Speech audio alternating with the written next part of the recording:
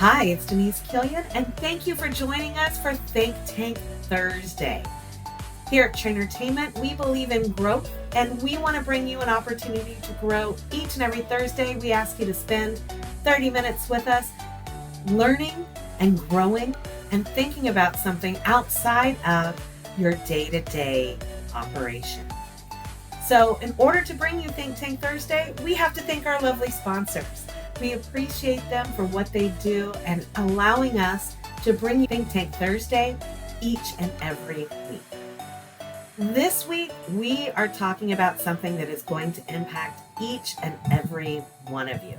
So business owners, listen up. Employees, listen up. This is something that's going to impact how you're paid, how you're paying employees, the way and rate in which you're paying your employees, and it's a little bit tricky. So we've brought in an expert. We've brought in our very own Barb, who handles our HR and our accounting, but she also has some great insight on these new federal regulations about the minimum requirements for salaries that are non-exempt and exempt.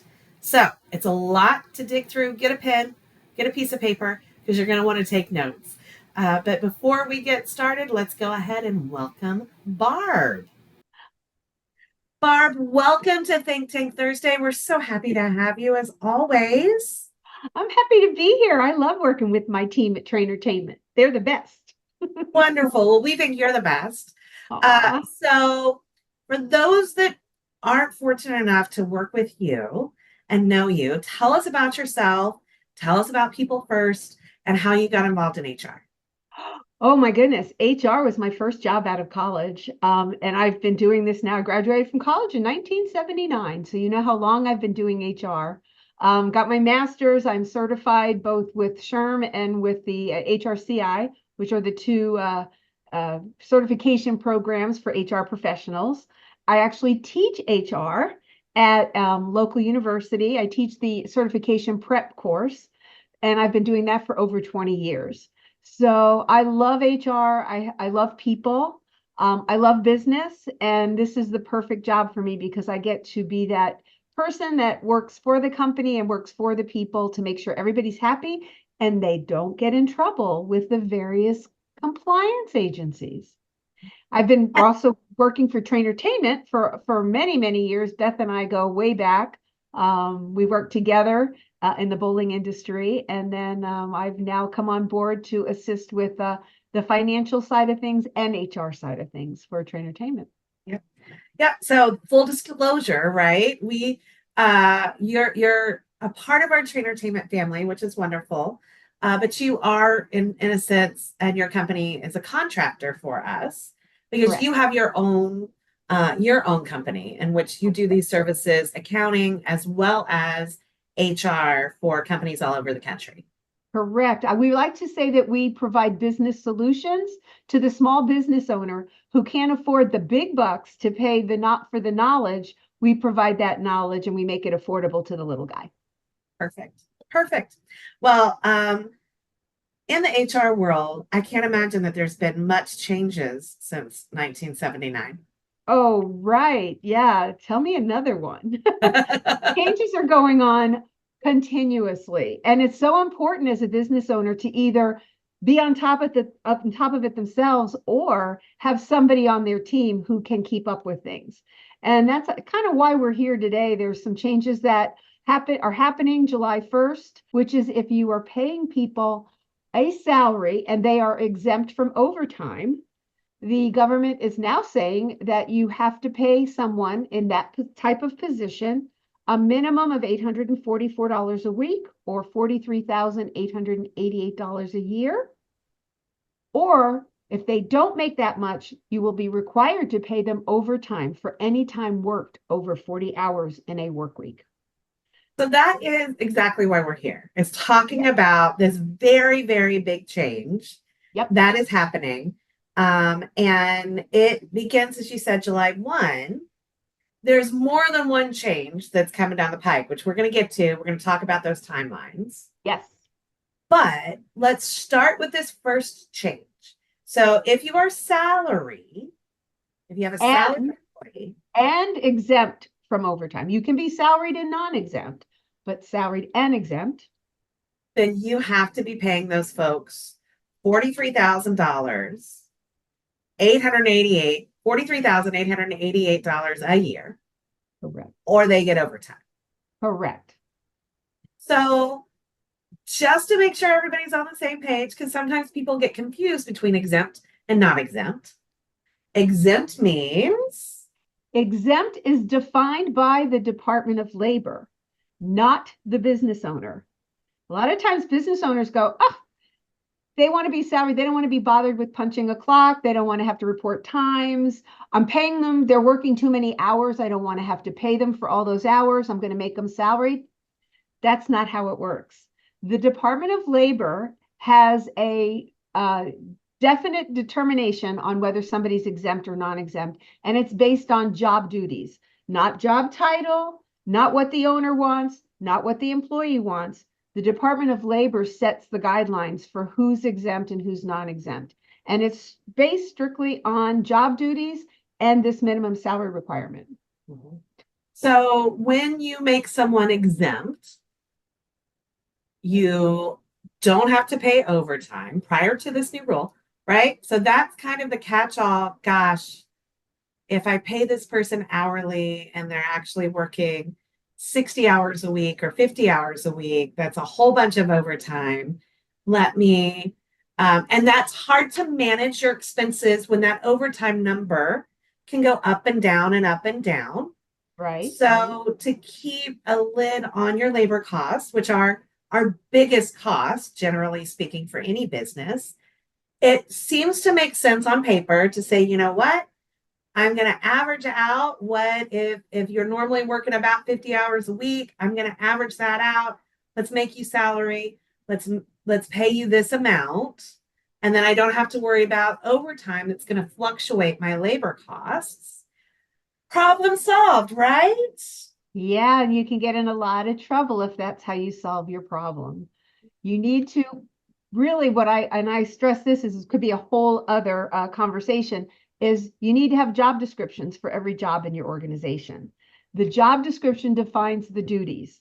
Those duties will define whether you pay somebody exempt, salaried, or non-exempt, salaried or hourly. So you can have three categories. You can have hourly, you can have salaried non-exempt, where that individual is getting a salary, but you have to pay them for overtime for any hours worked over 40, or salaried exempt, meaning that job by definition can be exempt from overtime. And there's different categories of exemptions that the Department of Labor has established that you can check your job description, look at those duties, and match it up to that criteria to determine, is this job truly exempt from overtime or non-exempt from overtime? And of course, I think part of that may be because the Department of Labor is trying to keep people from saying, well, you're salaried and sure, you're working 100 hours a week, but your salary, what are you going to do? Right. Well, yeah, and it's, in all fairness to individuals, it's you don't want anybody to work 100 hours, okay? If you have somebody that is, then maybe you need to have another person. That determines as well, when you're looking at, if you have a temporary assignment, the company has a temporary spike in business where people need to put in extra hours to cover that spike in business, but there's going to be a reduction, then you would look at paying overtime. But if you have somebody who's chronically working 50, 60, 70 hours a week, then maybe you need to evaluate your staff and say, can this job be spread out amongst other people? Are there other people in the organization who maybe are only putting in 35 hours a week? Can we redefine that job, adjust the job description, determine, okay, or maybe there's the same job description, you need to have 3 or 4 people doing that job as opposed to 1 or 2. So that's how you would address somebody who's working chronic overtime. Hire more people, or figure out, maybe that person is not the right person in the job. Somebody else might be able to do that job and get it done in 40 hours or 35 hours. but the individual in the job might be the wrong person in the wrong seat. So you've also got to look at, there's different things to look at besides just what you're paying somebody. And as a business owner, that's our responsibility to figure all those things out. Perfect. Perfect. So you now have this new qualification, right, and requirement. Mm-hmm. So as a business owner, I'm looking at who I've got salaried exempt. And oh gosh, okay, I'm not paying them this $43,888. So before we talk about what do you do, let's first talk about this isn't the first thing, right? July 1, it goes to 43,888. And there's something else that's happening in January, right? Correct. On January 1st, that minimum requirement goes from 43,888 to 58,656. So you may be looking at, okay, July 1st, oh, well, they're making 40,000, 42,000. I'm going to make the adjustment to 43,888. But that's only July 1st. 6 months from now, you've got to look at it again, and you've got to make another adjustment that same person who you might have bumped up to 43,888, you now have to bump them up to 58,656. And that's a big jump. That's not typical increase. So you need to look ahead and not to like squash it completely, but it's going to be looked at every 3 years. So that's not the end. You know, we have the cost of living has gone up. When you realistically look at, let's say you've got, you know, a single breadwinner in the family and they're making 43.88 and they're covering at least two people, maybe more. That's not enough money for them to survive. I don't know. I guess in some places in the United States, it might be, but I know in our metropolitan areas, you know, I'm in South Florida, you know, TrainerTainment's based in the Fort DFW area. You can't afford to live on that kind of pay. So the government's looking out for the people, but I also am getting the feedback from the business owner, like, what am I supposed to do? I'm a small business trying to get through all of this. I'm trying to make ends meet. I can't afford to make these adjustments. Which And we're going to get to that in a second because that's a big, huge thing. Yeah. So once you digest and your eyes go back into your socket when you hear the 58,656 jump from 43,888, right? That's $13,000. Which if it was one employee, I mean, okay, that's about $1,000 a month. But when you're talking multiple employees, right? That gets really crazy. So, and to throw something else in the ring there, you also then have people who may be on the border of making that now, who are the supervisors of the other people, and you bring them up, and now you've got a manager who's making the same or very close to what that minimum is. It's basically an exempt position minimum wage. And so you got some problems there. You know, you may want to make those folks who you've been paying a salary, making them exempt. You may want to move them down to being non-exempt. And I don't mean down in a negative way, but start paying them by the hour and have them track their time, because you do need to do that once somebody is non-exempt. You need to be able to prove that they've worked those hours and that you're paying them for those hours.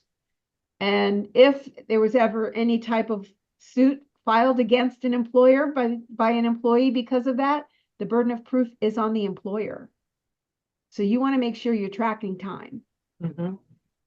And that becomes, for so many of us, especially in more of those manager positions, right? I think most businesses that we work with at TrainerTainment in the FEC industry, you've got frontline folks who are working hard. They're working the front desk, they're maybe working the bowling center, they're working laser tag, and they're hourly. Okay, I can manage that. But our leads and our head of food and beverage, or the managers, the mid-level managers are probably, if we are really honest with each other, spread thin. They're working more than 40 hours. They're probably working closer to 50 every week. And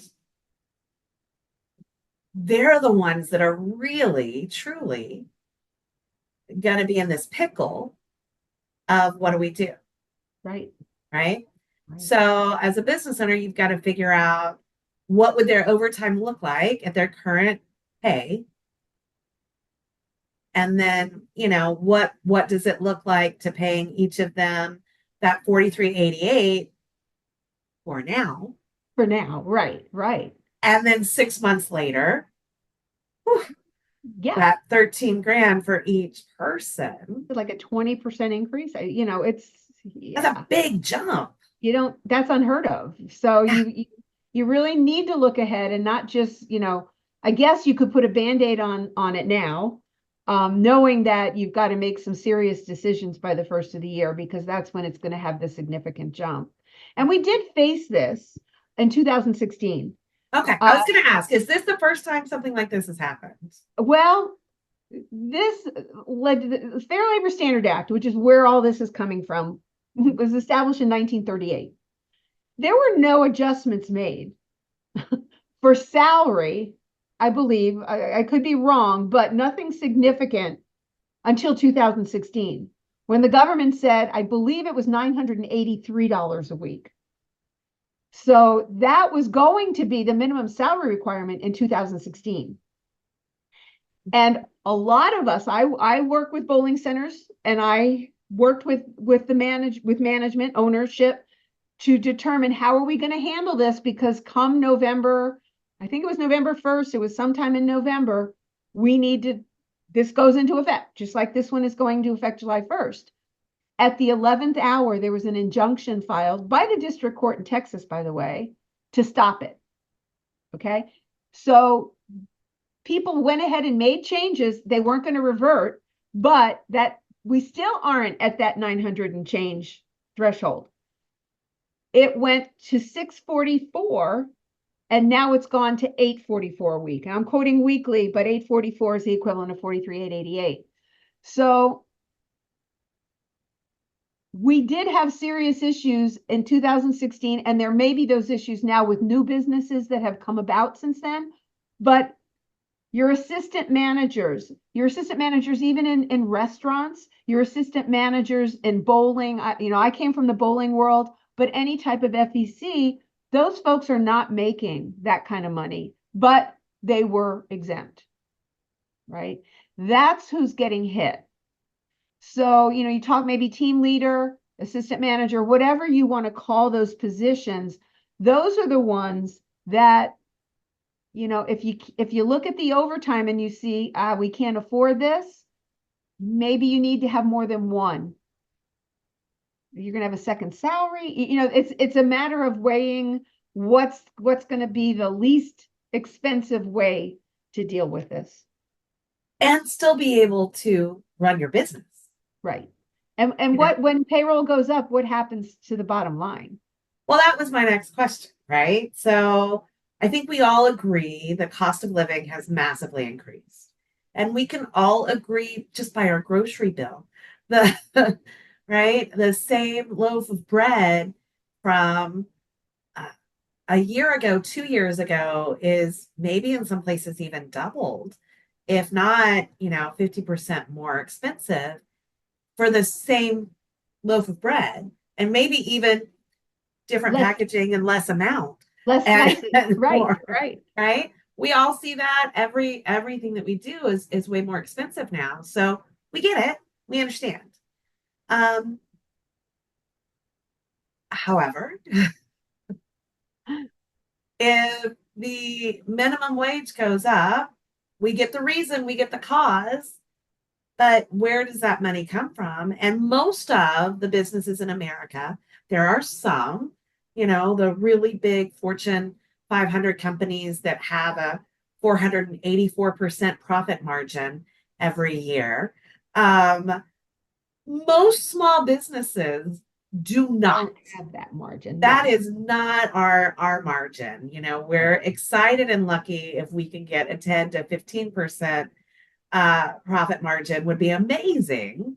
exactly. When you raise the cost of labor, you either, which we all agree, we get why, but when you raise that cost of labor, you are then, where's that money coming from?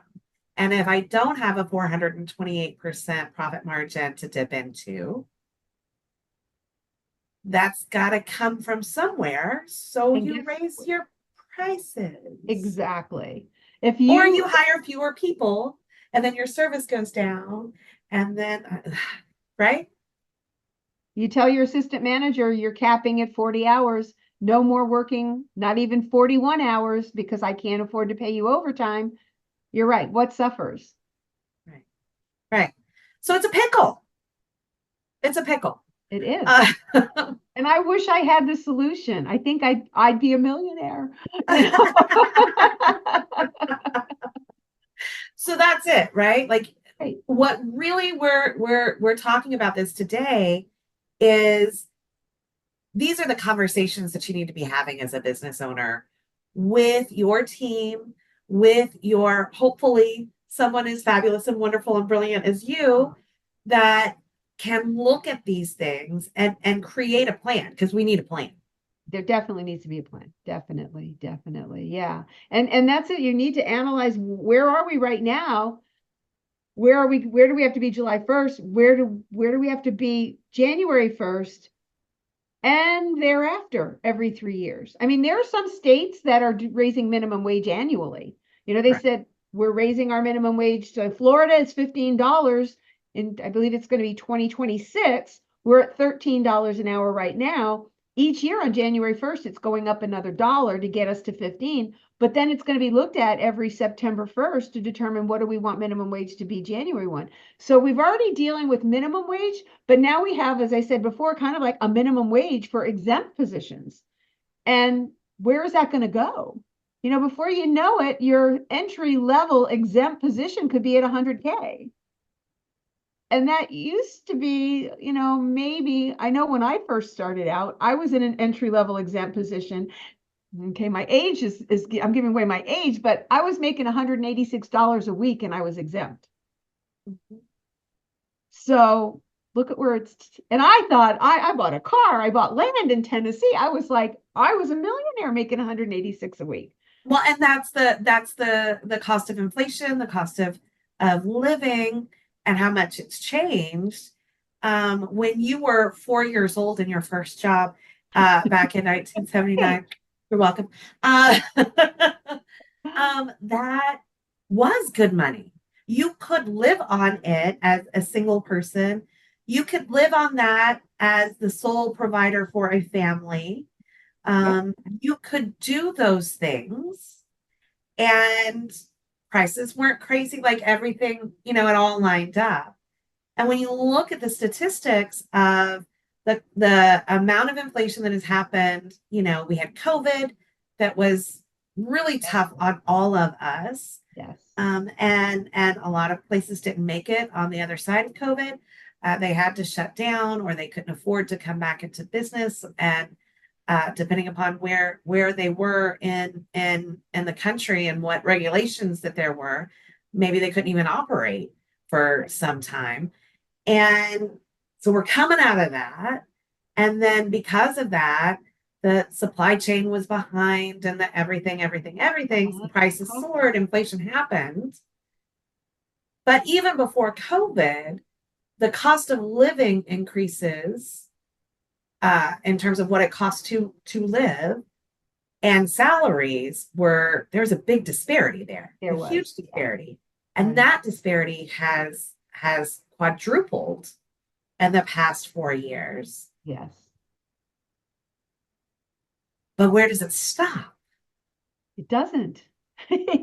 Really? I mean, I don't know. Like I said, if I had that answer, I'd be, the expert economist here. The state of where we are, our regulations, our laws were passed so long ago, and certain laws have not been amended like this. Now this is, the regulations are changing because it's been so long since adjustments were made.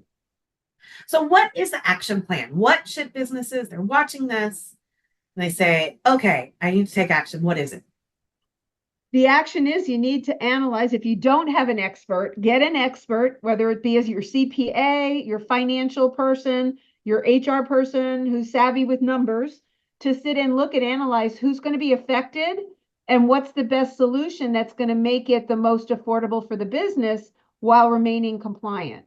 So you got to look at who's getting paid what, evaluate. I have to share with you, I've been working with some business owners on this already.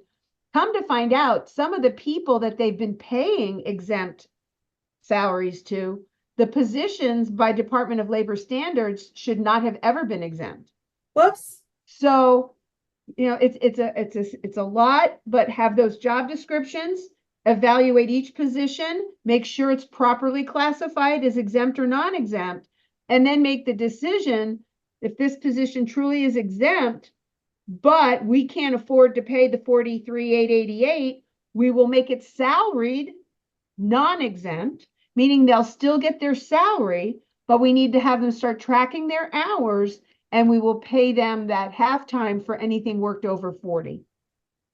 Okay. And have somebody who understands how that works, because you can take somebody who's salaried, and then when they work the extra time, they just need halftime. So it would be less than taking their hourly rate, to take their salary divided by 40. So you want to have somebody who really knows what they're doing to make that change. But start the job description. Great point. I want to press in on it for just a second. Because I think a lot of people don't realize, you think everybody whose salary is exempt. There is such a thing as salary non-exempt.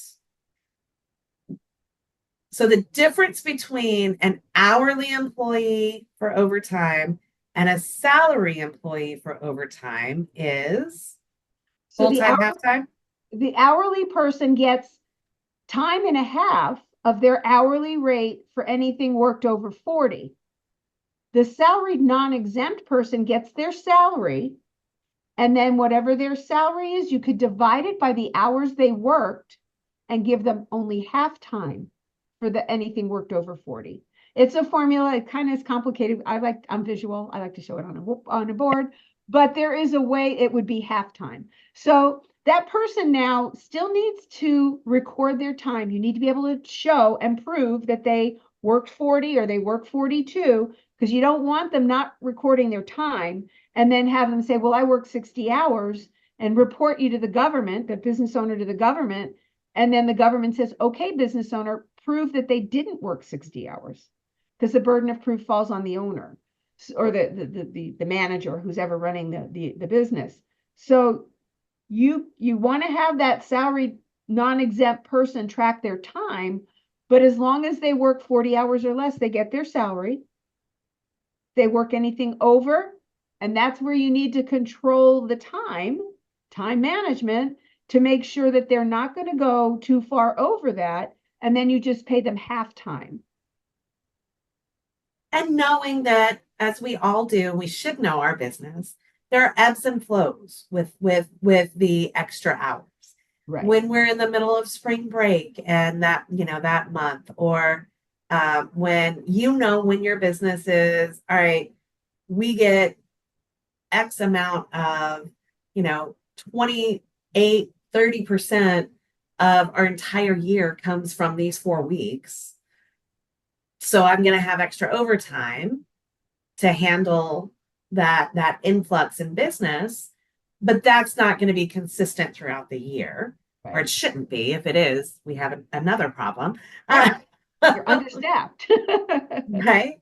But that salary at a non-exempt at a halftime rate, maybe if you've got 10 managers, it's going to be a lot more feasible to have that than on January 1, that extra 13 grand per 10 people. Right. right? That might not. Or you may find the opposite that, oh, maybe I should hire some more managers. Right. Right.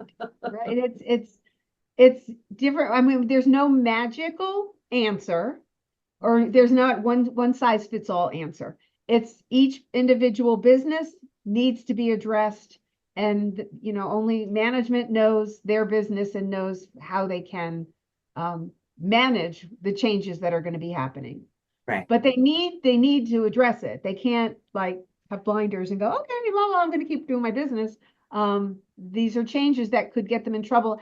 And some people are not aware of it. We're bringing people an awareness to people and business owners now.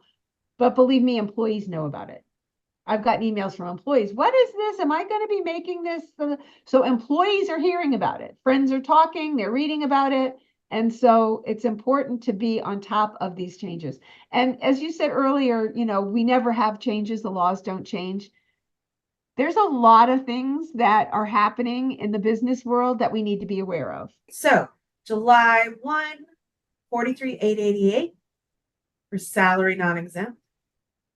January 1, 58,656. And every 3 years, this will be reevaluated. Exactly. Okay. All right. You heard it here, friends. Get with your professionals and figure out Absolutely. your plan, right? Yes. Yes. And the most important thing, and we're going to have this up on the screen so that you can take a look at it and find the link. Go to the Labor Department and figure out what truly counts as exempt or not exempt, which leads me to a question. Yes. If the Labor Department says that this is an exempt position, are you legally required to make it an exempt position? No. Or No, you're not, but then you have set precedent.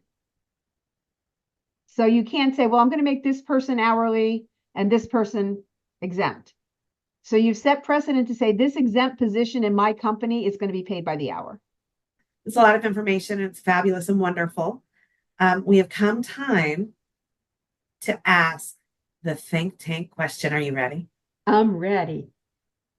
What do you do to grow yourself on a regular basis? Well, I have I have a license and 2 certifications. So I need to take professional development courses. I have to have 60 hours for one of them every 3 years and 20 hours for another every 2 years. And so I'm constantly going to webinars. I'm trying to see what's going on state of the art. I attend conferences in my area so that I can go to sessions and hear what's the latest and greatest. So that to me is critical to keep my certifications up. But then I also participate in book clubs.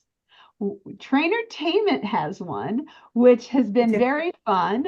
A team member will pick a book, and then we might spend 6, 8 weeks discussing the book because we have business to discuss as well. But we'll take a half hour periodically in our team meetings to address a book. So that's always fun. I enjoy doing that with TrainerTainment, and then actually on my own as well. Reading is very important. Excellent. I love it. You also, I'm going to call you out. This woman loves to cruise. Oh, yes. Yes. I love to cruise. I go on many, many cruises a year. I've figured out how I can go on a cruise and work and enjoy myself and get work done at the same time. So my clients can still reach me when I'm out on the high seas, but I'm actually enjoying some time out on the water as well. So. Which that's an important thing that we forget about, especially for small businesses. I've got to do it all. I can't take any time off. I'm just going to work so that you've got to, make sure that everything gets done. But you need to take some time for you as well. Right. You don't want to have regrets. You don't want to look back and say, gosh, I didn't get to, I love to travel. So my parents had me traveling since I was knee high to a grasshopper. And so we did 2 cross-country trips, 6 weeks a piece when I was 9 and 12. And cruising, they started me cruising when I was 12 years old. So, yeah. So my grandfather took my mother to the World Series, not the World Series, the, Olympics, Super Bowl, 1939. It wasn't sports. It was the World's Fair. World's The Fair. World's Yeah, Fair. He drove cross country in 1939, took my mom to the World's Fair. So that's awesome. it started with my grandfather, and my mom had my dad hooked and then got me hooked, and here I am. I'm hooked as well. But that's the way to really, what an education you get when you travel. Get to meet people of all cultures and understand culture and diversity. And see how different people live in different parts of the world or even this country, even your own city, right? Get outside your comfort zone a little bit. All right, so Barb, people are going to say, oh my goodness, I've got to do something. And they want to reach you. How can people get in touch with you? Well, I'm sure there will be a graphic up on the screen, but you can call us. We're in South Florida, but we cover the whole country. So by phone, by email, and again, it'll be shown up on the screen. So I won't say it because you don't need to write it down. You'll be able to visually see it.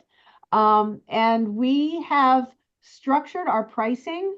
We are able to do consulting very affordably. You don't have to commit. You don't have to sign up for a retainer. You can just pay as you have needs, and more than happy to share with that information with you if you want to give us a call. Perfect. Barb, thank you, because this is a big, big, big thing that businesses need to be figuring out. And as you said, the July 1, okay, right? I can make that happen. But that extra $13,000 that's going to come due, depending upon what decisions you make right now, January 1st. I can't believe half the year's over. I feel like I just was putting my holiday decorations away, and now I'm it's like it's Christmas in July. I mean, we're starting to tell people, it's before you know it, January 1st will be here. That's right. That's right. And whatever you decide right now, that's right around the corner. Yeah. So don't just plan for 7/1, plan for the first of the year. Mm-hmm. That's right. That's right. So, and then knowing that 3 years from now, it can be changed again. Absolutely. And not could be, probably will be, and it will be increased again. Yeah. I hope, not I hope that it'll be increased, but the alternative is kind of scary. Yeah. If it doesn't increase, and what does that mean? I don't want to think about that. Yeah. Yep. So, all right. Well, Barb, thank you. As always, you're fabulous and wonderful. Thanks for being a part of the TrainerTainment family, but thank you, more importantly, for sharing your knowledge and your expertise with us and helping walk through what is a complex circumstances, right? Yep. And just hopefully we can spread the word, and more people who didn't know are now being made aware of it. That's what we spread the word, guys. If you knew about it, tell everybody you know, to make sure that all your friends and family and colleagues and clients are aware of the changes that are coming. Absolutely. Thanks, Barb. Appreciate you. Thank you. Well, I don't know about you, but I just learned a whole lot. It's a big tangled web that once you start pulling one string, a lot of other things can happen. So it's really good to get some important information about these deadlines and when these changes need to happen, and also the regulations around them, so that you can make a good decision for your business. So we appreciate you, Barb. Thanks for all the information that you've given us, and appreciate our sponsors for helping make ThinkTank Thursday possible. Without them, we couldn't bring you this service each and every week. So we appreciate them and appreciate you. Now, if you'd like to be on ThinkTank Thursday, we want to hear from you. Just send us a note at Candy, CANDI, at TrainerTainment.net. We'd love to hear your ideas for a topic, or if you want to be a guest with us, we'd be happy to hear from you.